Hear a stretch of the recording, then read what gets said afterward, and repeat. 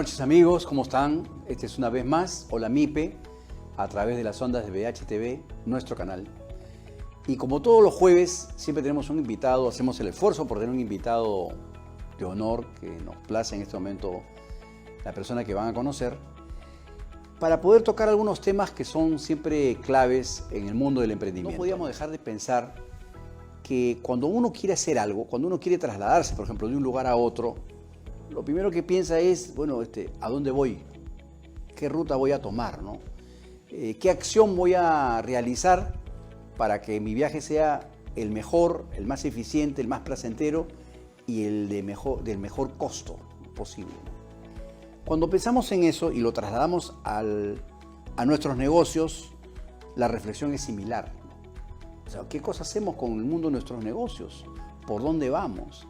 Y lo más grave es cuando reflexionamos que en el conjunto nuestros negocios dependen del país y nos hacemos la misma pregunta. Bien, ¿qué opciones tenemos? Ese es nuestro programa del día de hoy. ¿Qué opciones tenemos como país, como empresa, como sociedad? Y para eso tenemos la presencia de don Víctor Benjamín Plaza Vidaurre. Él es un consultor experto en planeamiento estratégico e innovación empresarial y gerente de la empresa Plaza Consultores. Yo acá tengo una cita, como siempre hago mi tarea, que dice lo siguiente de una de las obras de Víctor. Dice, ayudamos a emprendedores y pequeños empresarios a incrementar sus ventas con óptimos resultados. Somos una organización que se dedica a la consultoría estratégica y buscamos organizaciones que sean exigentes consigo mismas y las acompañamos en sus mejoras. Bien, es muy interesante, ¿no? Además de todo esto, Víctor ha generado varios libros. Bueno, es un profesional, sinceramente, que me quito el sombrero. Quiero, sin mayores ánimos de hacerla larga, quiero presentarles a Víctor. Víctor, un honor tenerte con nosotros. Qué gusto, Jorge, verdaderamente una maravilla poder conversar y estar juntos después de un tiempo. Hemos estado sin vernos. Tenemos antecedentes académicos y después posteriormente a través de internet. Yo tengo algunos apuntes que quiero hacer referencia antes de iniciar nuestra conversación para que sea motivo de reflexión mutua. Quisiera que por favor me pongan unas láminas que tenemos en el punto número 4 y 5. Empecemos por el 4. Ajá. Esto lo he leído el día de ayer. Ustedes saben que el mundo de las empresas se mide por los observadores, en especial las instituciones financieras, que por cierto la están pasando un poco preocupantes. El BBVA, que tiene una unidad de investigación, dice el BBVA Research, o sea, el BBVA que investiga, que hace pesquisa, advierte que la economía peruana solo va a crecer en 2.7% entre el año 26 al 29. O sea, todo eso que ustedes escuchan, que ya estamos pues en el mejor de los mundos, es falso. Me disculparán los señores gobernantes, pero es falso.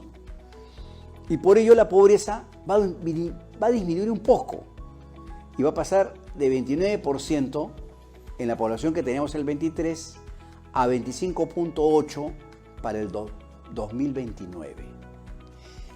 Esa reflexión no es muy halagadora, porque se acordarán que tenemos una capa de pobres que pesa ya casi 10 millones de habitantes.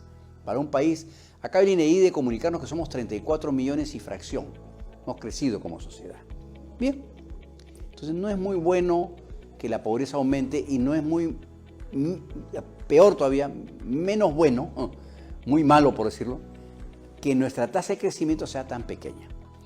El BCP, que también hace su tarea, afirma que el Perú necesita duplicar la producción de cobre para poder ayudar a cerrar la brecha que tiene el PBI per cápita. Es decir, el BCP dice, si nosotros tuviéramos el doble de producción de cobre, la foto sería diferente.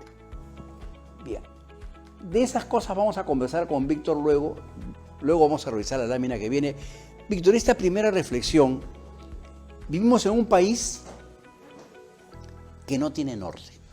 O sea, tú eres un estratega, tú como buen marino, porque hay que comentarlo acá ante las cámaras, tú has sido oficial de la Marina y hoy en día te has dedicado a la empresa.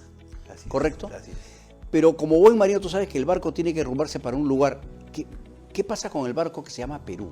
¿A dónde está navegando? ¿Qué está sucediendo con el Perú? La pregunta es sumamente interesante y es sumamente interesante por una serie de variables e indicadores. Sobre todo, has hablado tú, por ejemplo, del tema de la pobreza y el tema del crecimiento económico, o sea, el Producto Bruto Interno. Y una de las locomotoras que sería, el BCP dice que es el cobre. Entonces, nosotros tenemos que pensar en la parte, vamos a decir, cuál es la política económica del país.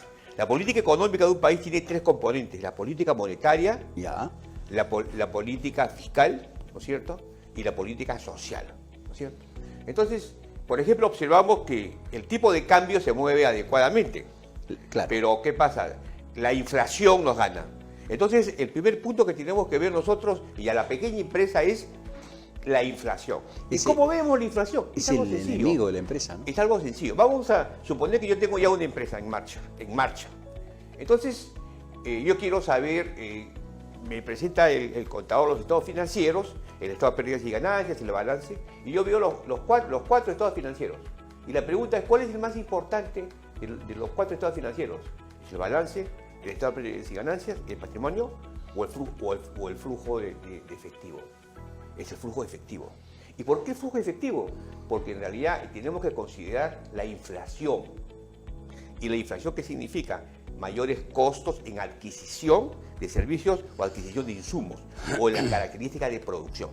Entonces, lo que tenemos nosotros que tener en consideración siempre es el BCR, cuánto nos indica de inflación que tenemos y cuánto vemos nosotros en la realidad. Y eso que tenemos una inflación controlada en la región, ¿no? En la región. En la región. Claro. Pero aún no es suficiente. No es suficiente. No es suficiente porque la infraestructura que tenemos no facilita en realidad el accionar de la distribución de productos y servicios. Tenemos altos costos para que uno pueda generar ingresos y vender, por ejemplo, fuera de Lima o también fuera del país. El componente inflacionario, o sea, ¿qué cosa es la inflación? Es el valor del dinero, digamos, el valor de nuestro sol contra la moneda fuerte que ahorita es el dólar, ¿no? Y cuando nosotros hablamos de las oportunidades que se nos puede dar, porque el valor del dinero, con eso adquirimos insumos, procesamos nuestro trabajo, todo, y creamos riqueza. Y aparentemente los políticos siempre se ufanan de que la inflación está controlada, pero porque claro, aparentemente es chiquita cuando te comparas con la región, por eso es lo malo a veces de compararse, ¿no? Pero no tienes que compararte pues con los perdedores, tienes que compararte con los ganadores. Entonces, pero ¿qué sucede? ¿Cómo podemos tener la economía de una empresa, de una pequeña empresa, una empresa familiar que opera pues en una zona, en un parque industrial, ese empresario que te está mirando ahorita? ¿Cómo hace para controlar esto que depende de políticas públicas? Claro, la pregunta es sumamente interesante. Nosotros estamos inmersos dentro de un ambiente que es la estructura del Estado. O sea, el Estado tiene un gobierno de turno que van cambiando con el tiempo. Y esa estructura del Estado me parece que no es dinámica, sino es demasiado fija.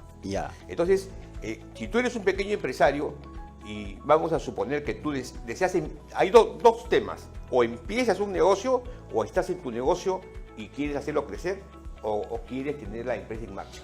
Son dos cosas diferentes. Una cosa es empezar y la otra cosa es, en realidad, todo el sistema de poder tener los recursos para poder operar.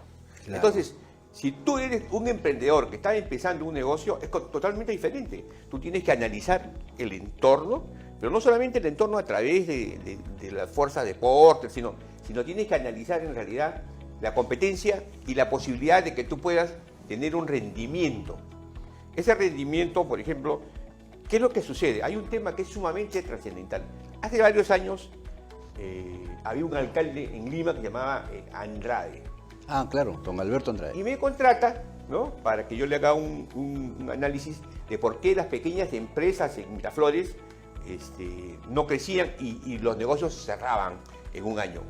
Entonces, bueno, se hizo un levantamiento de información de los que continuaban, de los nuevos y de los que quieren entrar. Entonces, cuando se hizo todo el análisis, sumamente interesante, detectamos una cosa muy importante, que la masa crítica de clientes se logra cuando uno tiene 24 meses. O sea, tú empiezas un negocio y es imposible o a menos que sea algo muy innovador, de que consigas un cliente, o sea, la persona como para que te compra, consolidarse, claro, que o te sea, compre el producto. para cuajar la cosa. Claro, son 24 meses. 24 meses. Entonces, ¿qué es lo que sucedía? Eso es un dato interesante, ¿no? Porque Interesantísimo. Entonces los bancos, y las personas iban a los bancos, decían, yo quiero poner un negocio, muy bien, ¿cuál es su garantía? Bueno, acá tienen mi casa, ¿no? Presentaban las garantías y le daban el capital de trabajo. Pero a la hora de hacer el planeamiento, indudablemente conversaban con un contador, ¿no? Más que como una persona metida en el tema de la estrategia. Entonces, él decía, bueno, ahí tenían el grandes punto de desafíos, equilibrio claro. más o menos lo vamos a conseguir en 6, 5, 4, 5 meses. O sea, y usted tiene capital de trabajo así para pagar 4 o 5 meses, no hay problema. Pero no era verdad. Claro, claro. Era verdad. Por eso es que caían. Bien, estamos conversando con don Víctor Plaza y quisiera ir a una pequeña lámina que ilustra un poco lo que estamos analizando con él. Esta lámina de acá, por si acaso me gusta siempre citar la fuente, corresponde a la publicación Equilibrium Financiero, a quien le damos las gracias por la fuente de información, y además a la SBS que nos proporciona los cuadros que han permitido construir esta data. Eso que ustedes ven ahí, sobre la mano izquierda, se los voy a ir explicando, corresponde a lo que sucede en la región América, desde Estados Unidos hasta el sur de Chile. Bien, les cuento que eso está analizando la cartera de créditos de los bancos que se dan en América Latina. Es decir, cuántos créditos se otorgan en millones de dólares en la región. Por supuesto, en la primera franja, en el cuadro que está a la izquierda, que está en color grisecito, ahí hay 3 jugadores. El primero es Estados Unidos. Estados Unidos lidera con el 87.3% la carrera de lo que vendría a ser carteras de crédito. Según lo que nos está explicando Víctor, el empresario acude a los bancos, le toca la puerta y le dice, señor, necesito plata para poner a hacer mi negocio. Ahí hay 12.305 millones de dólares solicitados en créditos en Estados Unidos. Eso representa más del 87% para ser más exacto. Los siguientes jugadores que están debajo de Estados Unidos, que conforman juntos el 7.3%, son Brasil y México, los grandes monstruos de Centro y Sudamérica, ¿no? Son los países que tienen población, tamaño y economía más fuerte. Luego siguen Chile y Colombia con 3%, y en el 6º y 7º lugar está Perú y Panamá. Perú tiene 0.6% y Panamá 0.5%. Debajo de esos dos que están ya sin resaltar, que están en color blanco, en el cuadro que ustedes ven ahí en el lado izquierdo, está conformado por Ecuador, Uruguay, Argentina, Bolivia, Honduras, Paraguay y Venezuela.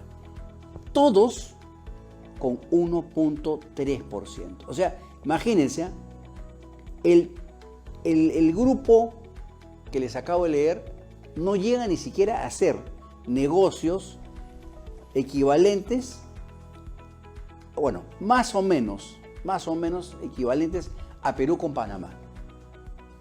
Me van a disculpar la calificación, pero yo le he puesto el club de los perdedores, ¿no? Porque son países que no tienen capacidad de colocación de capital. Porque si yo le pido prestado al banco, es para hacer transformación de empresa. Víctor, cuando tú dices, yo observé que las empresas pedían crédito y fracasaban en 2 años, ¿no? 24 meses. Sí. ¿Qué escenario nos toca ahora? Porque el que te está mirando en este momento es un empresario que necesita capital y sabe que en este momento, a pesar de los traspiés que está dando el sistema financiero y el sistema microfinanciero, que en este momento acaba de sufrir un golpe duro con una caja, no vamos a mencionar detalles, la cosa se pone un poco difícil. ¿A dónde vamos? Sí, acá hay algo que es bien importante, que es lo que hemos conversado en la parte académica, que se llama la cadena de valor. Uno, por ejemplo, debe estar acostumbrado a trabajar con los proveedores y debe estar acostumbrado a trabajar con los clientes. La parte financiera de una organización es un trípode, claro, que tiene 3 componentes: liquidez, solvencia y rentabilidad. Uno tiene que tener liquidez para operar.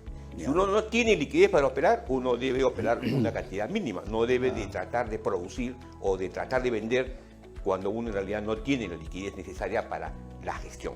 La otra es la solvencia, la capacidad de poder cumplir tus compromisos. ¿Pero con quién? Con el cliente Claro. y con el proveedor. Y la otra es la rentabilidad. Entonces, Claro, cumplir también contigo mismo. contigo, lógico. Ahí está, vamos a decir, el resultado del esfuerzo que hace uno a través de una empresa en marcha, ¿no? Claro. Y que es el de ayudar a la comunidad, en realidad, porque una empresa lo que hace es ayudar a la comunidad. Entonces, el gran problema que se presenta es el cómo manejar en realidad los recursos propios, Claro. cómo manejar los recursos externos y qué relación debe tener con los proveedores y con los clientes. Pero según este cuadro que acaba de mostrar entonces, nuestra realidad, que es de 1.3%, Ya. del tamaño del mercado de créditos que hay, y yo no digo es gente que se está endeudando, es gente que está buscando capitalizar para hacer un negocio. Así es. Significa entonces que tenemos poca capacidad de capitalización, o sea, y no tenemos mucho espacio de maniobra, estamos muy... Sí, porque el encaje bancario es bien fuerte. O sea, el problema que tenemos nosotros que si bien es cierto, el Banco Central de la Reserva tiene dos compromisos: mantener el tipo de cambio y el otro es controlar la inflación. La tasa de Entonces, interés cuando también, tú ¿no? hablas de controlar la inflación, estás hablando de la interacción que hay en el círculo económico de actores y de factores. Entonces, el estudio de actores y de factores nos debe llevar. ¿Con quién me endeudo? ¿Con una caja o con el banco? Claro. ¿Con quién me endeudo? ¿Con mi tío o con mi mamá? ¿Con quién? ¿Qué hago? Entonces, ese es el primer pensamiento. No, y hoy día tenemos pues la banca informal, ¿no? Tenemos la banca el informal. gota a gota y Sí, todo eso, sí, ¿no? sí, eso existe. Claro, Entonces, la banca informal pasa a ser en realidad la banca del primer piso, claro. actualmente. Porque, ¿qué pasa? Tienes la liquidez y le puedes devolver los 50 o los 100 soles. Y te cobra tasas de 70%. Y te ¿sabes? cobran sí, Tasas de carísimo. 70% de interés. Sí, sí. Y ahora, ¿quién hace ese comercio, ese crédito por goteo? Gente que no es calificada, No, pues. pero sí es comerciante. Sí ve la posibilidad de tener una rentabilidad. Pero ¿por qué, por ejemplo, ahí está? Eso es una observación interesante. ¿Por qué no tenemos agentes que entran al sistema financiero si tenemos una capa social, un Así grupo es, de así personas que está pagando 70% Así es, por el así es, dinero? así es. Oye, hay un mercado ahí. Por supuesto. ¿Por qué por ejemplo, por qué las cajas entran en falta de liquidez? ¿Por qué el empresario tiene que recurrir a su tarjeta de crédito? Porque es una realidad. Acá combatimos eso tremendamente. Digo, no se presten de la tarjeta de No, crédito, pero no se presta. es un lugar común. La gente hace eso. Claro. Termina utilizando la tarjeta de crédito y se endeudan para poder financiar la empresa. Así es. Es un gravísimo error. Porque Y es un pensamiento que existe. ¿Tú te encuentras con un amigo que es empresario? Bueno, lo que pasa es que yo tengo planilla. Tengo que cumplir con la planilla, ¿no? Vamos a suponer que se encuentra un académico con un empresario, ¿no? Yo tengo que ver la planilla. Entonces su pensamiento está en cumplir con la planilla. Y para poder cumplir con la planilla, no has hecho bien tu punto de equilibrio y tu flujo de caja, entonces te endeudas. Y cuando te endeudas... comprando dinero caro. Claro, entonces ¿qué pasa? Los bancos verdaderamente son unos mercenarios. O sea, las altas tasas de interés, Claro. Cuando uno debe, son tremendas, ¿no? Claro, esa es la diferencia de lo que se llama la tasa activa Así contra es. la pasiva. La Así activa es la que a mí me prestan. Claro. La pasiva es la que yo ahorro. Por eso es que la diferencia hay, cuando tú pones el cuadro en Estados Unidos, la cantidad de créditos que se dan. Porque en realidad lo que tiene que pagar la persona que pide dinero es pues 1%, 2%, 3% al año. Sí. Acá no es eso. Acá no existe. Pero si existiera ese mecanismo acá, ¿se dinamizaría Sí, el mercado? claro, claro. Lo que pasa es que tienen que entrar mayores jugadores, otros jugadores. ¿Y por qué, en la banca. por qué no se discute estas cosas? ¿Por qué no se conversa? Oye, una observación al sistema financiero, ¿por qué nuestros líderes no están más bien buscando a quién paga más impuestos, a quién les primo más? Ya, porque acá hay algo que es bien interesante. Normalmente la información que nos llega a nosotros, la Superintendencia de Banca y Seguro, es la cantidad de morosos. Claro. Entonces, ¿qué pasa? El escenario que presentan, cuando uno quiere hacer algún cambio, dice, el problema que tenemos en el Perú es que la gente no paga, es morosa, no cumple. Ya. Entonces le echamos la culpa a la persona que le hemos dado el dinero. Pero las condiciones que le estamos dando son pues leoninas. leoninas, Entonces pues, es imposible que con esas condiciones podamos en realidad resurgir. El Congreso acaba de dictar una serie de normas tributarias que además las iba a aprobar sí o sí por insistencia, como se llama, ¿no? y ha dado liberalidades. O sea, te la ha dado excepciones tributarias a los peluqueros. Sí. Ya estaban los restaurantes y hoteles que ya pagan solamente, en realidad pagan 8%, porque hay un 2% que es municipal. Entonces la tasa de impuestos al valor agregado sumaría 10%, en vez de 18%, como paga cualquier mortal. Entonces yo me pregunto, digo, bueno, yo tengo de repente, no sé, pues una factoría, ¿no? Ahí por la 40, por Comas, o por el Lóbulo Naranjal, en Los Olivos. ¿Y por qué yo no? Yo vendo lubricantes. Claro. ¿Y por qué yo no? Claro. O yo hago de repente, no sé, pues una actividad de consultoría. Claro. Y me están, ¿no? Consultoría legal, por ejemplo. Claro. Y me obligan a pagar, pues, 18, ¿no? ¿Y por qué yo no? ¿No? Entonces, estás creando categorías Sí. muy poco analizadas, ¿no? Sí. Y la gente yo me sorprendí, se enorgullecían de una excelente opción para que... Pero eso le está favoreciendo a unos cuantos, Claro. que además lo único que hacen es generar evasión, porque esa persona obviamente no va a reducir su precio para que el usuario se beneficie. Claro, no va a reducir su precio. Ese es el otro problema. Porque o hay poca competencia, o en realidad la idea es aprovechar lo máximo para poder el miedo de tener una caja en este momento más que tenerla en mediano plazo. Entonces, cuando tú estás pensando en crecer, tú estás pensando en el mediano plazo. Pero cuando tú estás pensando en vivir, en sobrevivir, tú tratas de vender lo que sea, a un precio determinado. Estamos enfrentándonos entonces a un barco que no tiene control. ¿Sí? No, estamos en una sociedad que no tenemos control. Vamos a regresar brevemente para conversar. Ok, ¿qué cosa entonces yo tengo como empresario que hacer? Queremos tu opinión. Estamos con don Víctor Plaza y la pregunta obvia cae por su peso, ¿no? Por su propio peso. ¿Qué tareas de planeamiento deberíamos realizar como emprendedores? ¿Por qué hay tanto fracaso en el desarrollo de los negocios que son MIPES? Y por último, ¿qué rol juega la educación en ese proceso? ¿Estamos todavía a tiempo? ¿Podemos hacer algo? Víctor, ¿cómo podemos ordenar el planeamiento? Porque esto no depende de la voluntad solamente del emprendedor. Acá hay otros actores. Así es. ¿Qué hacemos? O sea, y yo pienso que tenemos que ver el ciclo económico donde esos actores y factores. Pero hay dos temas que el microempresario o el pequeño empresario debe entender, que es el enfoque y la claridad. Cuando yo digo el enfoque, es que yo tengo que concentrarme en aquellos potenciales clientes que van a consumir mi producto. Ya. No debo estar diversificando. Ya. Y debo ser claro en mostrar mi oferta increíble.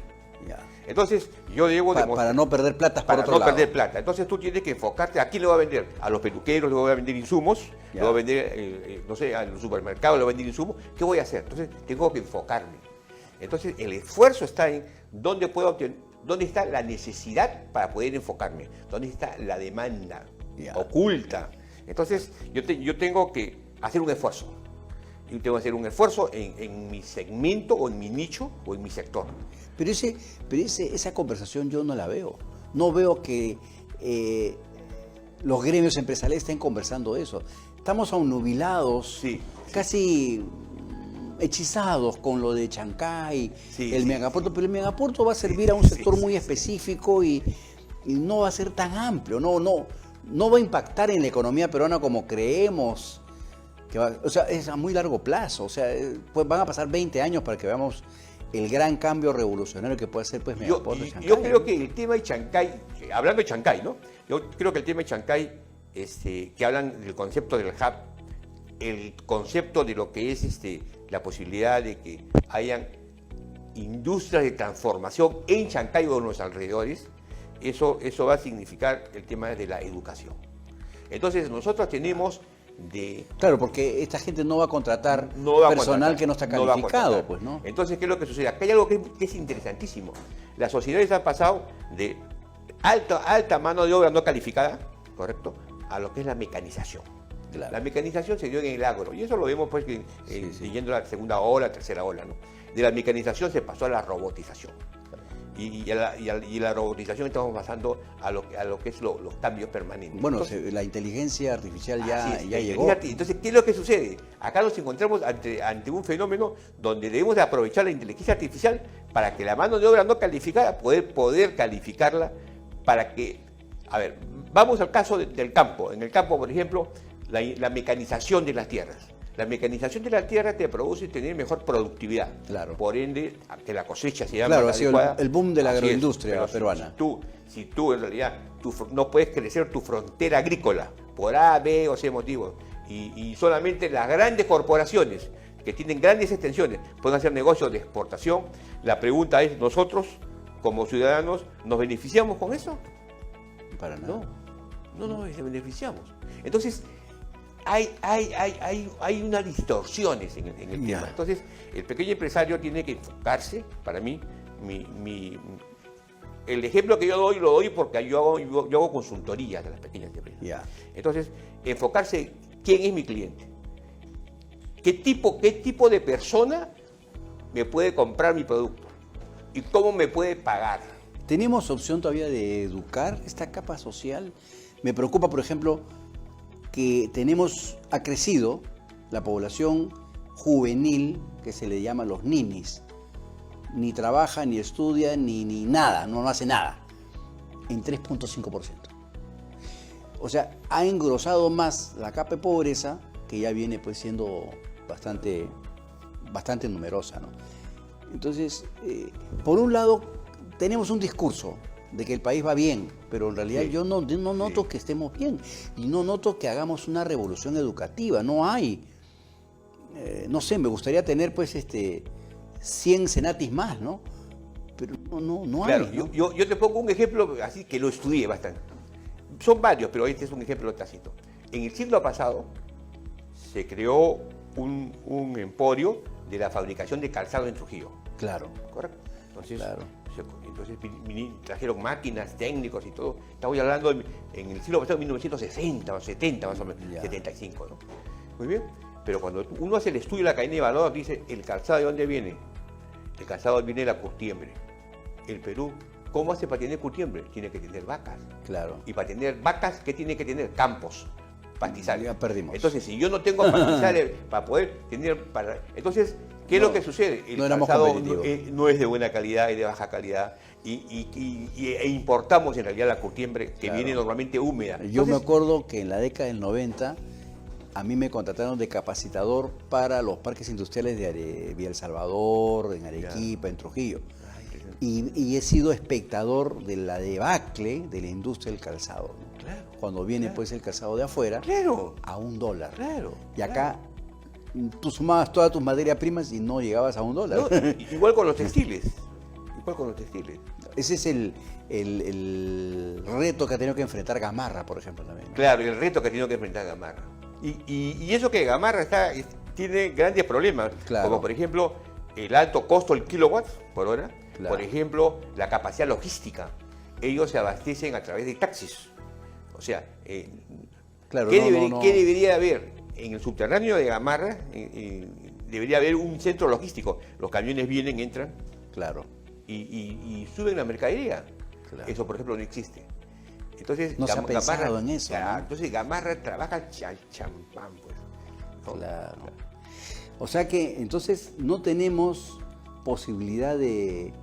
Bueno, tendríamos que hacer un esfuerzo muy grande para poder educar a la clase trabajadora que estaría dispuesta a entrar en este proceso de revolución Así es. del conocimiento. La evolución del conocimiento es. Sí. Porque es la ya revolución del conocimiento. ya no tenemos oportunidad. no tenemos en la tiempo. manufactura ya no. Tendría que ser en inteligencia artificial. ¿no? Claro, claro, O sea, tenemos que volvernos técnicos, o tecnológicos, perdón, ¿no? claro. Pero yo no veo ese modelo, yo veo que estamos más bien tratando de buscar respuestas en un modelo que ya pasó en la década del 80 y el 90, que es el modelo de la manufactura, el modelo que siguió Brasil Claro. y que lo hizo crecer a Brasil, pero ya Brasil está pues ahora en otra, ¿no? Brasil Claro. está haciendo pues satélites que manda pues al espacio para colocar pues Claro, señal claro, satelital, claro, todo, ¿no? Está biotecnología para productos farmacéuticos, pero eso nosotros no hacemos, pero ni alfileres. En el Perú no se fabrica nada. No fabricamos. Y no vemos el esfuerzo para que esto sea así. O sea, no vemos el esfuerzo para que esto sea así. La industria metal mecánica, por ejemplo, está deprimida, se encuentra deprimida. Entonces, ¿qué es lo que se tendría que hacer? Primero, nosotros tenemos que ver cómo hacemos para reducir la pobreza, cómo hacemos para mejorar la calidad de vida de las personas. Entonces, se trazan algunos objetivos estratégicos, pero que sean posibles de medirlos, que sea posible de llevarlos a cabo. Entonces, tenemos que explotar en realidad dos temas. Uno es las ventajas comparativas y lo otro es las ventajas competitivas. Por ejemplo, en la ventaja comparativa tenemos un gran litoral. La pregunta es, ¿los peces que están en el mar peruano ayudan a disminuir la desnutrición crónica? De repente la respuesta es sí. Claro. No, tú vas a comprar un pescado y es carísimo, ¿no? Sí, está muy caro. Claro. Entonces, los sistemas de comercialización no se están comunicando bien. No se están comunicando. Ahí hay problemas con el costo de energía, y hay problemas con el costo de transporte, ¿no? Claro. Entonces, es todo un tema de actores y de factores. Pero entonces, acá hay una cosa más compleja que va más allá de la mano del mismo empresario. O sea, nuestros dirigentes no saben. No están viendo la foto, pues, ¿no? No. Y no le hacen ver la foto tampoco a la gente. Porque si tú le haces ver la foto a la gente, entonces, ¿qué pasa, por ejemplo, cómo es que se desarrolló Corea y Japón? Hay algo bien interesantísimo. Akio Morita lo escribe en su libro, ¿no? Claro. Dice de que en el siglo pasado fueron a Estados Unidos, los empresarios en 1960 más o menos, los empresarios japoneses. Y cuando regresaron a Japón le preguntaron, ¿y qué han aprendido? Muchas cosas. Y fueron empresarios japoneses y americanos a Japón y le preguntaron, ¿qué habían aprendido? Nada. Entonces, los americanos no habían aprendido nada y los japoneses habían aprendido todo. Entonces, ¿qué pasó? Irrumpieron en el mercado, por ejemplo, automovilístico. Claro. Con Honda, con Nissan, y se posicionaron con la calidad. Bueno, ¿no? Un poco nos está pasando eso con tecnología china, ¿no? Empezaron la industria del auto, por ejemplo, ¿no? Empezó con carritos baratos, hoy en día ya compite, ¿no? Hoy en día un carro chino compite con un carro de marca perfectamente, ¿vale? Y no le discute la calidad. No, y tampoco hay ese concepto de como es chino ya es malo, ¿no? Ya no, o sea, ya la cosa... Además China ha comenzado a comprar marcas estratégicas en el mundo, ¿no? Compró la fábrica tal, la cual... Entonces ya la cosa... Quiero llamar la atención de una cosa que es interesante. Víctor ha desarrollado 4 libros que se venden por la cadena Amazon. De los 4 libros que él ha publicado, 3 son bestseller. O sea, acá tenemos talento, pues, ¿no? La concepción estratégica y el liderazgo. Importantísimo, ¿no? Para entender a dónde vamos, ¿no? El arte de la guerra en Internet. Navegando con propósito, el almirante. Y por último, creo que este es uno de los últimos que has publicado, ¿no? Sí. Internet mató al empresario. Sí. O sea, acá estamos hablando de que tenemos que cambiar pues nuestra mente, ¿no? Nuestra forma de mirar las cosas, la forma como venimos. ¿Qué hacemos, Víctor? ¿Cómo llamamos la atención de la clase dirigente? Mira, este programa, que si bien es cierto, dista mucho de ser un programa político, es un programa de emprendimiento, está haciendo un esfuerzo enorme por llamar la atención de personas que quieren asumir el liderazgo político del próximo escenario. Hemos invitado a algunos, acá han venido algunos personajes, interesantes, otros que vienen, pues, no sé, ¿no? Contándonos una de piratas con vaqueros, ¿no? Pero acá estamos para conversar, en concreto, ¿qué vas a hacer? ¿Qué políticas qué modelo educativo vas a proponer? Yo te dije hace un rato, ojalá tuviéramos 100 Cenatis. ¿Por qué el Perú no apostó por una educación tecnológica? Y nuestra educación dista mucho. Sí, es interesantísimo. La teoría, empecemos por la teoría del aprendizaje. Por ejemplo, hay 2 modelos que son extraordinarios. Uno es el aprendizaje sociocultural de Vygotsky, lamentablemente fue ruso y lamentablemente murió en la época de Lenin. Pero ¿qué pasó? Su concepto fue guardado hasta el siglo XXI. Y el otro es el aprendizaje significativo de Ausubel.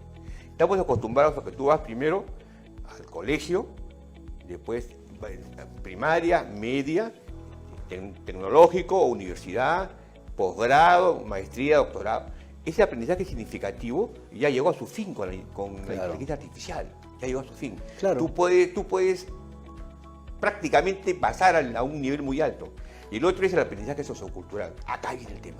El aprendizaje sociocultural es cuando la persona hace conocer las habilidades o desarrolla sus habilidades hacia la sociedad. Entonces, es la sociedad la que tiene que crear ese tipo de aprendizaje. Por ejemplo, cuando yo hice mi doctorado, tuve que hacer una investigación en las empresas agroexportadoras de espárragos. Ya. Y bueno, hablé con un agroexportador, fui a su Al terreno lugar.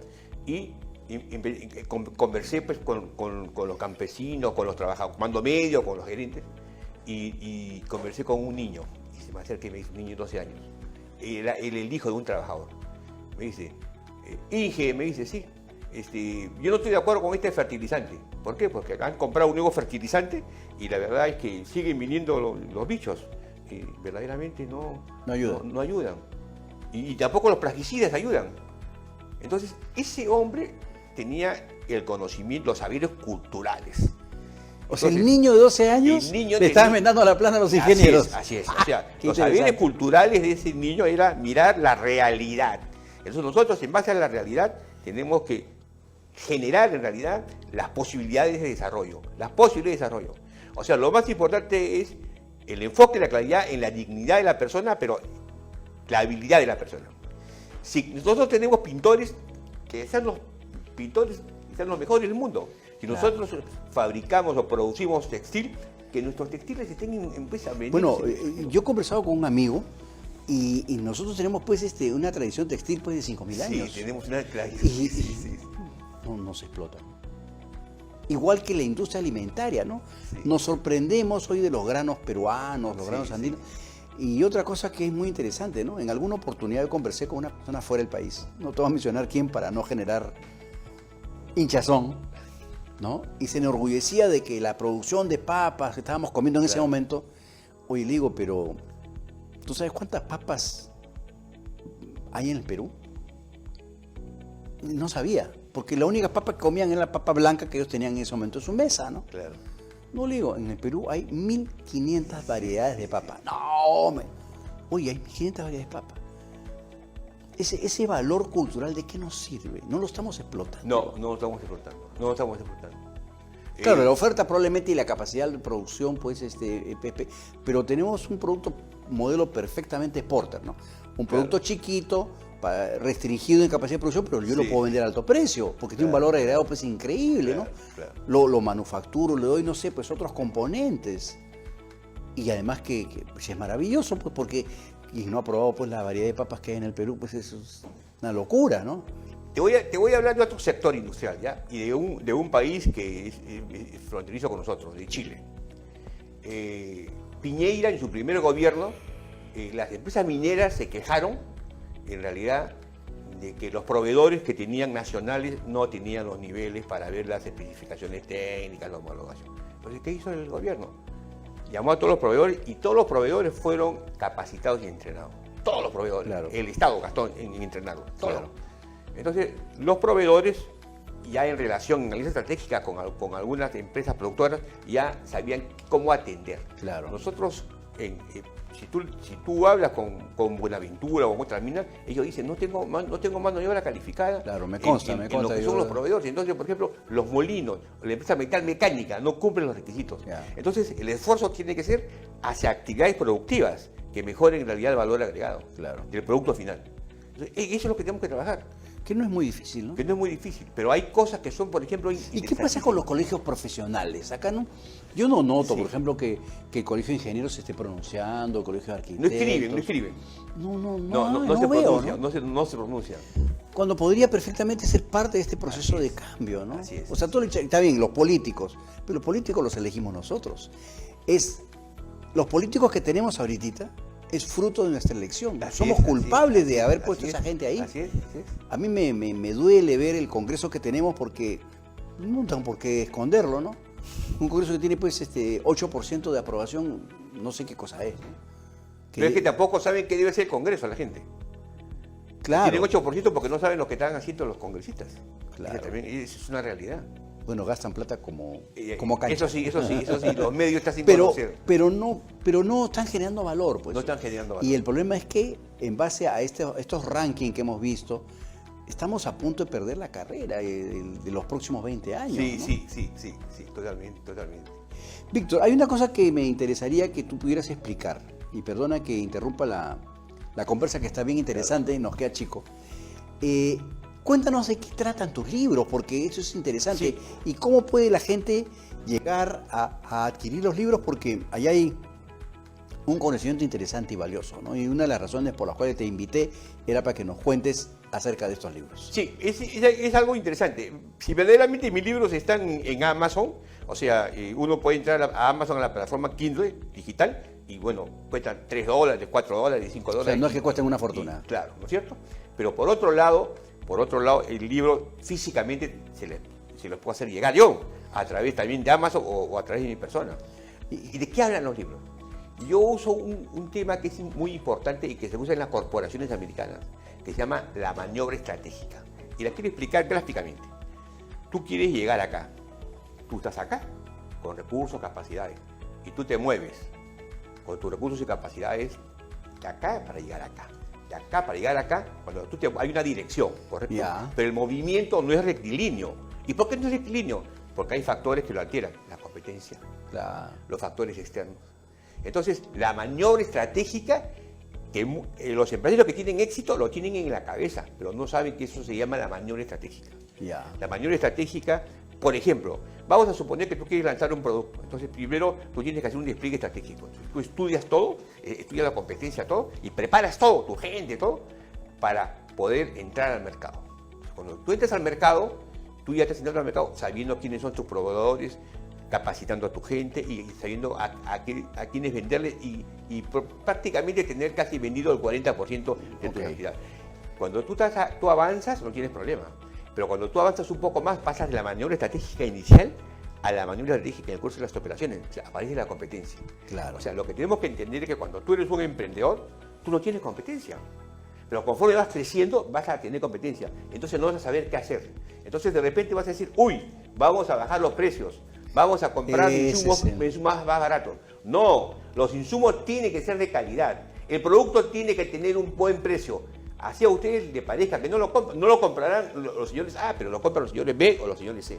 Claro. Pero lo importante es la calidad de la marca. No alterar. La marca. Claro, no alterar el prestigio. No alterar el prestigio. Eso es fundamental. Y mejor es vender un poco más caro y menos que tratar de venderle a todos. La maniobra estratégica. La maniobra estratégica. Entonces, el tema es la maniobra estratégica. Entonces, podemos hacer talleres de la maniobra estratégica permanentemente, porque ahí se explica claramente. O sea, ahí vamos viendo cómo va avanzando el empresario. Hoy día hemos aprendido algo interesante, algo que nos deja el Víctor de lección. Hay que aplicar ese concepto de maniobra estratégica en nuestros negocios. No importa que seas pequeño empresario, por si acaso. No tienes que ser pues, una empresa grande. Claro. Víctor, me gustaría que pudiéramos, en los breves minutos que nos quedan, que pudiera darle un mensaje a ese pequeño empresario que está ahí, el que está luchando día a día pues, en el Parque Industrial Villa El Salvador, el que está en Arequipa, el que está en Iquitos, el que está pensando qué cosa va a hacer para poder mejorar su negocio. Hablábamos de Gamarra, ¿no? Claro. Cuéntales a ver tu visión en breves segundos, qué consejo, qué pildorita le darías para que... La pildorita que yo le daría es primero que confíen en sí mismos. Número uno. Hay gente a tu alrededor que te va a querer desalentar, pero tú no te desalientes.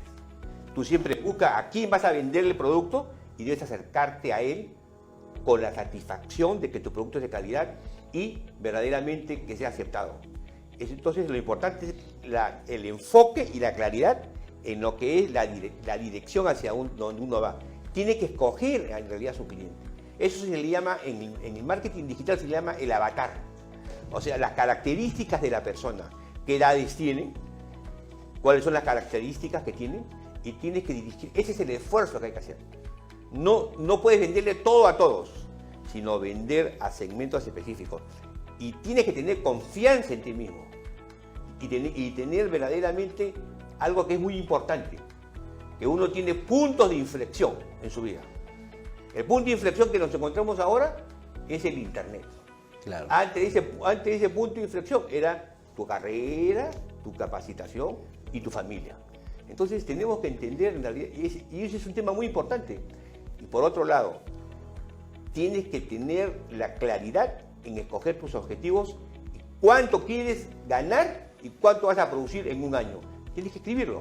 Y en base a eso, haces tu planeamiento de fases o de etapas de lo que es la maniobra estratégica. Y esto hacerlo pues con tus colaboradores. Claro, ¿no? lo conversas con y conversarlo, en un taller, en un taller. Claro. En un taller los conversas y vas viendo y van avanzando. Como siempre suele suceder, nos quedamos chicos con el tiempo. Ha sido un gusto, Víctor, tenerte acá con nosotros. Y hemos aprendido dos cosas interesantes, ¿no?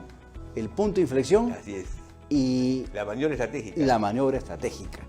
Bien, tenemos el placer de contar con mentes como la de Víctor y compre sus libros, no son caros, evalúen sus oportunidades en Amazon, dices, ¿no? En Amazon. Pero puede ser también. ¿Cómo lo buscan? ¿Por Víctor Plaza? Claro, en Amazon ponen por ejemplo, Concepción Estratégica y Liderazgo o El Arte de la Guerra en Internet. Amazon Víctor Plaza y debe salir. O en Google me encuentran y se comunican conmigo. Se comunica por Facebook, por TikTok. O por... Hemos puesto ahí, seguro han estado saliendo en las imágenes tu enlace de tu página web. Así que Perfecto, perfecto. ha sido un placer tenerlo a Víctor. Estamos viendo siempre tratar con invitados que nos den las luces y la claridad necesaria para estos tiempos que son tan difíciles. Muchas gracias, esto es Hola MIPE y nos vemos en una semana más. Chao, chao.